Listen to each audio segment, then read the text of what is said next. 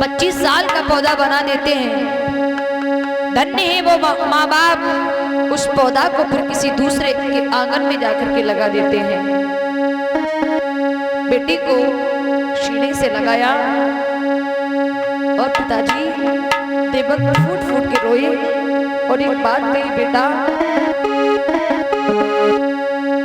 बाबुल की दुआएं लेती जा,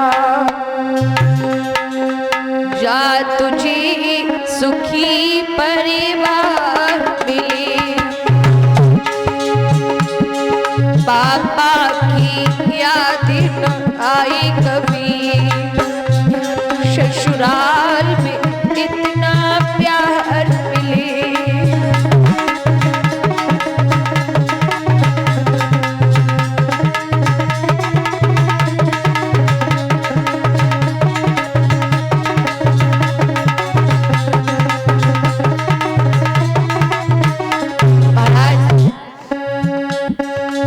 घर से एक बहन की या एक बेटी की विदा होती है तो सबसे ज्यादा विदाई में कौन रोता है?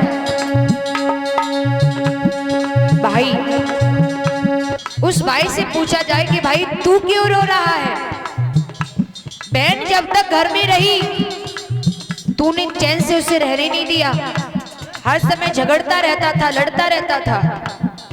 तो भाई रोकर के कहता है कि भैया तुम ये सोच रहे हो कि हम बहन भाई का झगड़ा था, लेकिन वो हम बहन भाई का झगड़ा नहीं था, वो हम बहन भाई का एक प्यार था, एक प्यार था जो हम चूहे और बिल्ली की तरह घर में झगड़ते रहते थे। रो तो इसलिए रहा हूं, जब जब मेरी बहन से मेरा झगड़ा हुआ होगा तब तब थोड़ी देर बाद मेरी वही बहन मेरे लिए भोजन की थाली लेकर के आई होगी और कहा होगा कि भैया तूने अभी भोजन नहीं किया है, भोजन कर लेना। रो तो इसलिए रहा हूं, जिस बहन को मैंने पीटा थोड़ी देर बाद वही बहन मेरे लिए भोजन लेके आई। रो तो इसलिए रहा हूं। महाराज, बेटी की विदाई में एक शख्स ऐसा होता है जो खुल करके नहीं घुट करके रोता है। वो कौन होता है? कौन होता है? पिता। पिता घुट करके रोता है बेटी की विदाई पर, खुल करके नहीं रो पाता।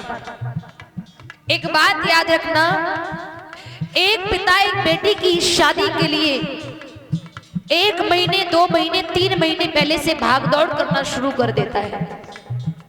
चप्पल पैर में पहननी तो पहननी नहीं, नंगे पैरी भाग रहे हैं। खाना खा लिया तो खा लिया, नहीं तो भूखे पेटी भाग रहे हैं, खाली पेटी भाग रहे हैं। लेकिन वो पिता थकता नहीं है, वो पिता हारता नहीं है। क्यों? क्योंकि उस पिता के घर में एक शक्ति रूपी बेटी बैठी हुई है। एक बेटी शक्ति का रूप है। बेटी घर में बैठी हुई है लेकिन पिता थका नहीं, पिता थका नहीं।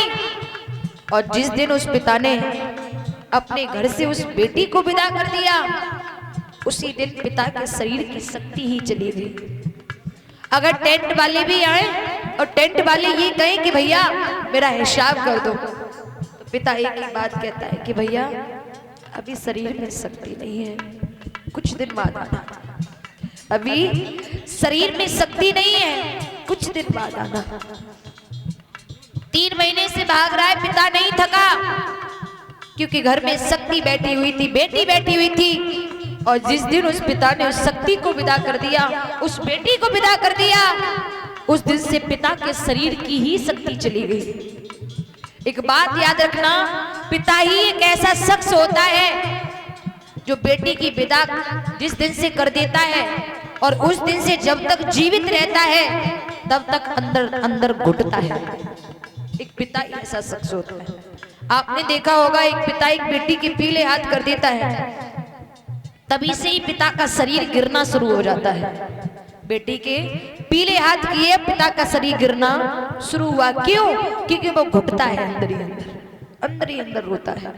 किसी से खुल करके अपने दिल की व्यथा भी नहीं कह पाता है, वो है पिता।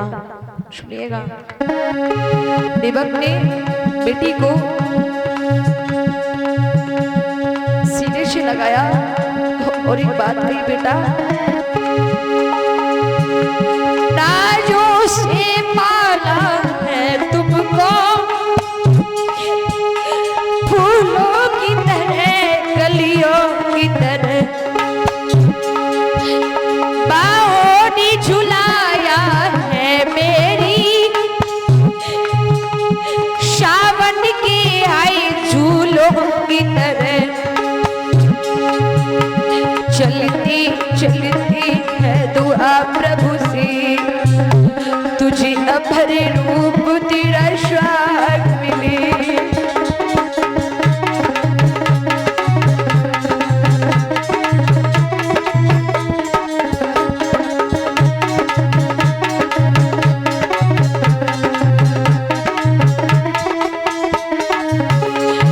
मैया की क्या दिन आई कभी,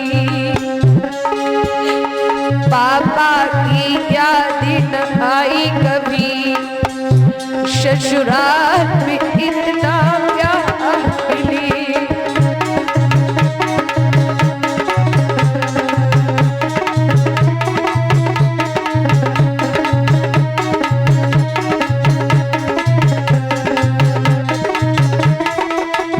बेटा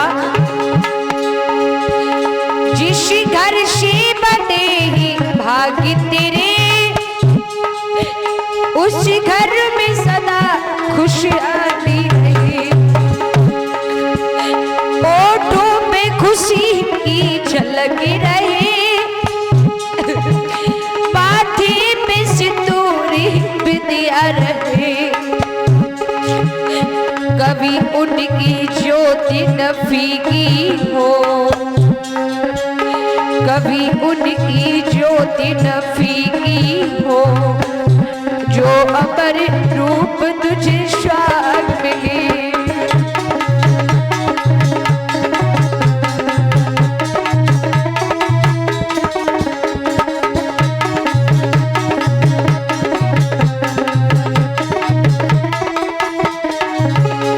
पापा की याद न आई कभी,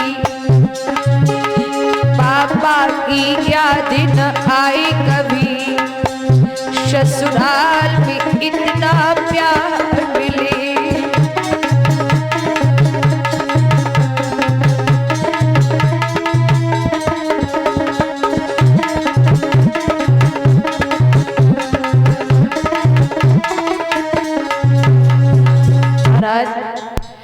याद रखना, एक बेटी कभी पराई होकर भी पराई नहीं हो पाती है। बेटी का शरीर